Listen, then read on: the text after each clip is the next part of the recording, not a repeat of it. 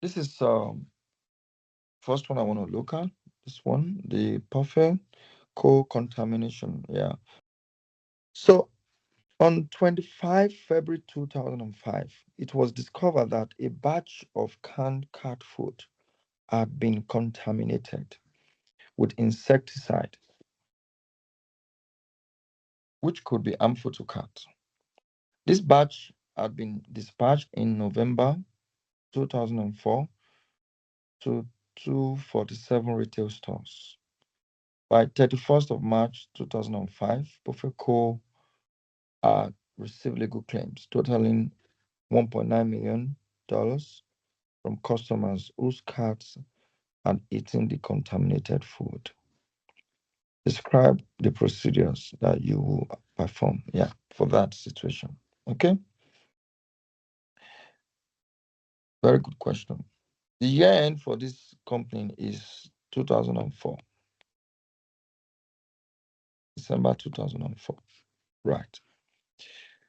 We have a situation at hand where we have sold, the company sold something November. They sold it, when did they sell it? Dispatch, yeah, dispatch November. So the item was sold November 2004. So definitely this period fell in between the period we are auditing. Yeah. This contamination legal claims question is testing that provision part. Yeah, which is whether should we be making a provision or should we be just disclosing or should we do nothing? Yeah.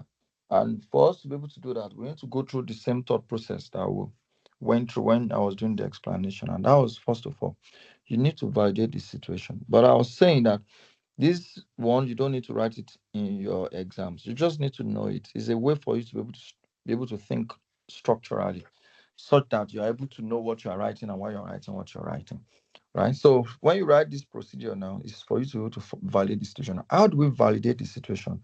How do we confirm that truly there was a sale that was defected? Yeah.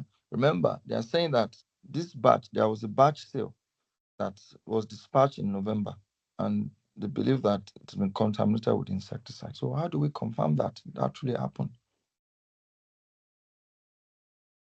That is the first thing you want to do. Yeah. So We we look want to, for any correspondence with the clients. fantastic. So that will work. So, and I'm going to write that first. Yeah. Request client.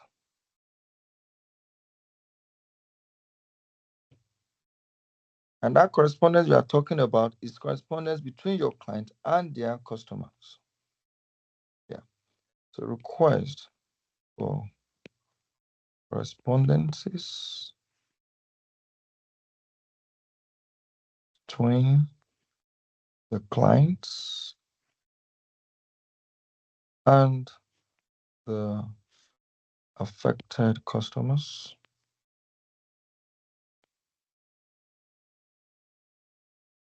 Why? To confirm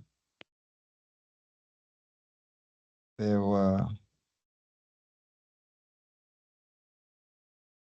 sales of contaminated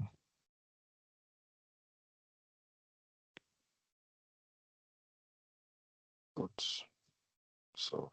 So you want to confirm that that happened.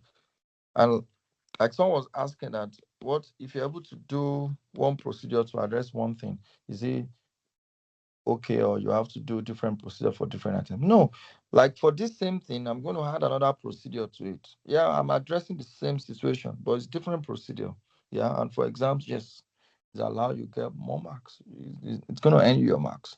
So I'm going to also write, because you still need to validate that those things were truly sold to the customer. So I'm going to ask for, so obtain.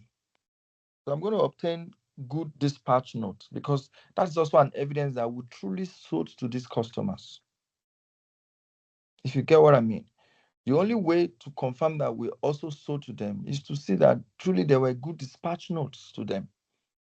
So I'm going to ask to obtain sample good dispatch notes, yeah, relating to the faulty batch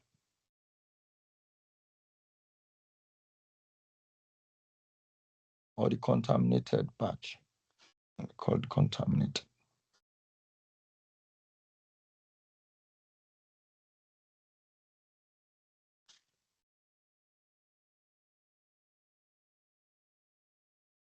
And why am I doing that? Because I want to confirm the situation. Yeah. So, in order to confirm that the that contaminate that the,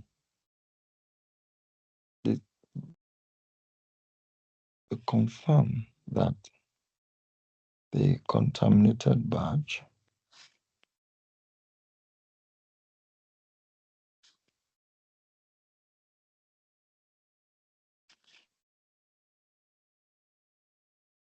contaminated items were dispatched to customer.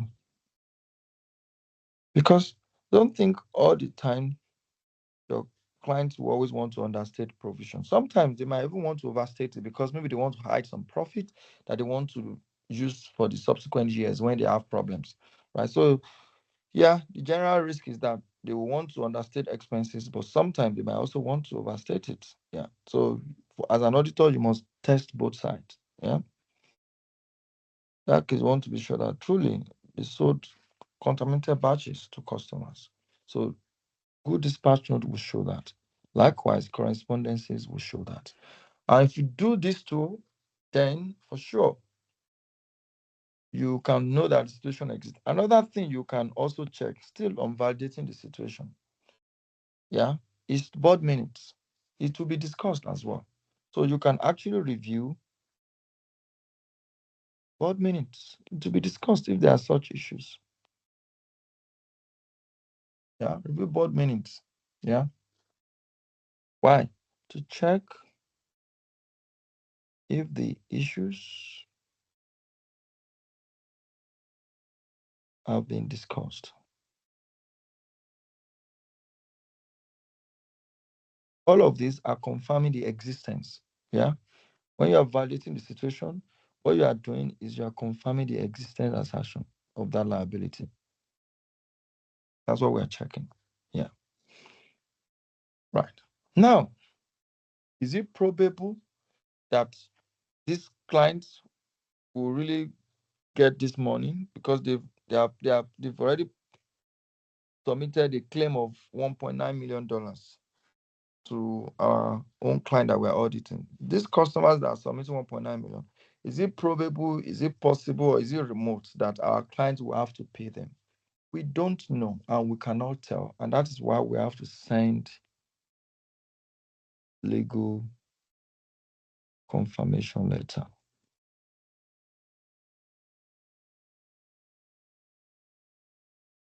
to a lawyer.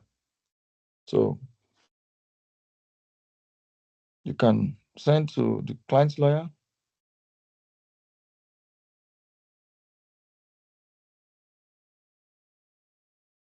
Why? To obtain expert opinion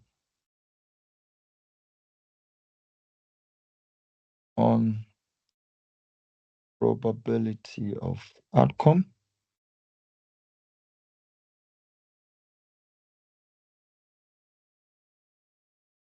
and reasonableness of amounts.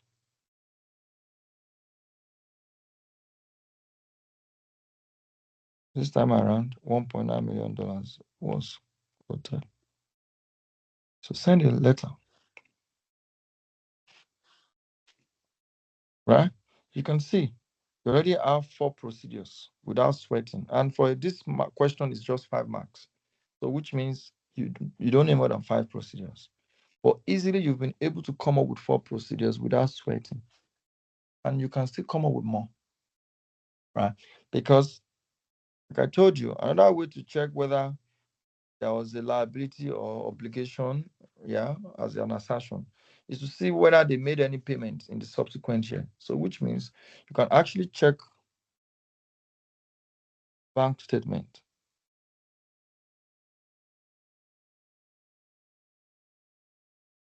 post year end. And why are you checking post year bank statement? You want to see how much they paid, if they truly paid. If they truly paid, that will give you comfort on existence as a year end, to give you comfort on obligation. It will also give you comfort on accuracy and valuation, because now you can see the actual amount that was used to settle the obligation. And you can check whether the provision they made as a year end is almost the same as what they paid after the year end. So you check the bank statement post year end. And what are you doing to check if the amount paid is similar to the provision as at year end? You have just 5 solid procedures. Easy, without sweating. But can I give you more? Yes, I can give you more. And which is about completeness still. Yeah. Yes, I know this will also address completeness. But another thing you can do, you can also inquire whether they've sold. Who told you that it's only that batch that asked for contamination? They could have contaminated other batches as well. So we need to actually ask the clients whether there have been further reports even after the year end. Maybe there are even more issues we have to know that are coming up. But when you see one issue as an auditor, you don't stop there. You still need to ask the client whether there are more issues. So I'm going to inquire from management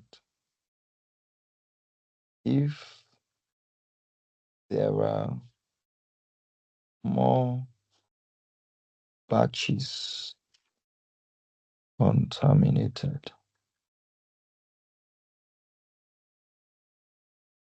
which might require additional provision. Because what we are dealing with now is what clients have reported. What about the ones that they have not reported? We don't have to wait until then, so we need to do that. Right. Very important. Likewise, if the client has insurance, you can inspect insurance documents and correspondences. Yeah. I'm giving you this one because it's a relation class. So your exams might come in different dimensions. The very first 5 of procedures are the ones for these questions. The 6th one as well is good for the question. But if, take for instance, you really need more procedures, I mean, you don't know. Sometimes examiners can be tricky. Yeah, so you can inspect. So your procedure has to be action. So let's say inspect insurance claim received and correspondences. This can give you comfort on existence as well, because if your client has insurance and insurance give paying them claims, they must be paying them on something. Yeah, and corresponds to ascertain the existence of the situation. Okay, and that is all well and fantastic for that question.